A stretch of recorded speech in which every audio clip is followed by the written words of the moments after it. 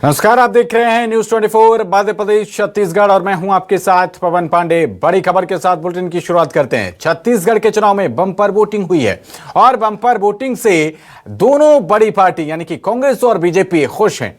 दोनों पार्टियों को लगता है कि जनता ने उनके पक्ष में मतदान किया है, लेकिन इस बम्पर वोटिंग ने कई दिग्गजों की सांसें भी अटका दी हैं। सरकार के मंत्रियों की सीट फंसी हुई नजर आ रही है।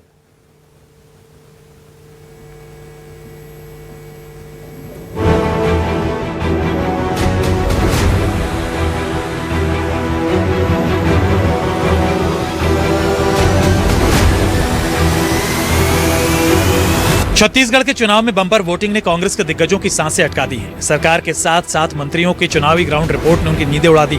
सुकमा जिले की कोंटा सीट से चुनाव लड़ रहे 5 बार के विधायक और सरकार में मंत्री कवासी लखमा के लिए इस बार विधानसभा की राह आसान नहीं दिख रही। कवासी लखमा त्रिकोणीय मुकाबले में फंस गए हैं। बीजेपी प्रत्याशियों के साथ सीपीआई के मनीष कुंजाम लखमा को कड़ी चक्कर दे रहे हैं। 2 बार के विधायक, पूर्व पीसीसी अध्यक्ष और भूपेश सरकार में मंत्री, उन्हें पूर्व मंत्री और बीजेपी की राष्ट्रीय उपाध्यक्ष लता उसेंडी से कड़ी चुनौती मिल रही है।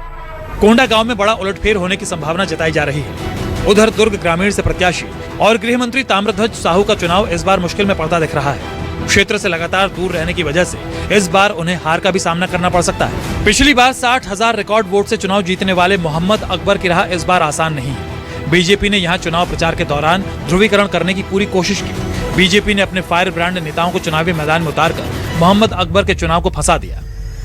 दिग्गज कांग्रेसी और साजा सीट से कई बार के विधायक, सरकार में मंत्री रविंद्र चौबे के लिए भी इस बार का चुनाव आसान नहीं दिख रहा है। बीजेपी ने बिरनपुर हिंसा के पीड़ित ईश्वर साहू को मैदान में उतारकर रविंद्र चौबे की राह मुश्किल कर दी है।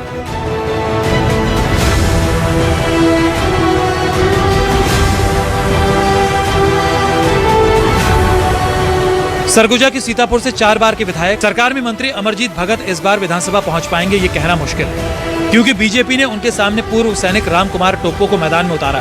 बीजेपी में शामिल होने से पहले रामकुमार टोप्पो ने बड़ा शक्ति प्रदर्शन कर बता दिया था कि कोई चुनाव में उन्हें हल्के में ना ले। औद्योगिक शहर कोरबा से लगातार 3 बार विधायक और वर्तमान मंत्री जयसिंह अग्रवाल को पूर्व मेयर और बीजेपी प्रत्याशी लखनलाल देवांगन से कड़ी चक्कर मिली। लखनलाल देवांगन की कोरबा पर उतनी ही पकड़ है जितनी पकड़ जयसिंह अग्रवाल की।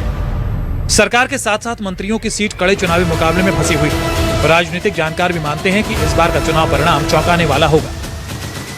2023 के विधानसभा चुनाव के मद्देनजर चाहे कनिष्ठ प्रत्याशियों का हो या फिर अनुभवी प्रत्याशियों का, या फिर कह सकते हैं कि वरिष्ठ से वरिष्ठतम और बड़े पर्सनालिटी राजनीति में जो रहे हैं, उन सभी को जिस तरह से उनकी पार्टियां विभिन्न विधानसभा क्षेत्रों से प्रत्याशी घोषित की हैं, लेकिन इस चुनाव में यह दिखाई दे रहा है कि 5 संभाग में चाहे कनिष्ठ से लेकर के वरिष्ठ प्रत्याशियों तक कड़ा मुकाबला देखने को मिल रहा है।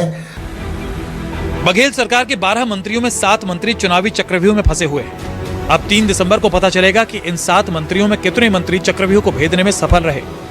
वैभव शिव पांडे, न्यूज 24, मध्य प्रदेश, छत्तीसगढ़।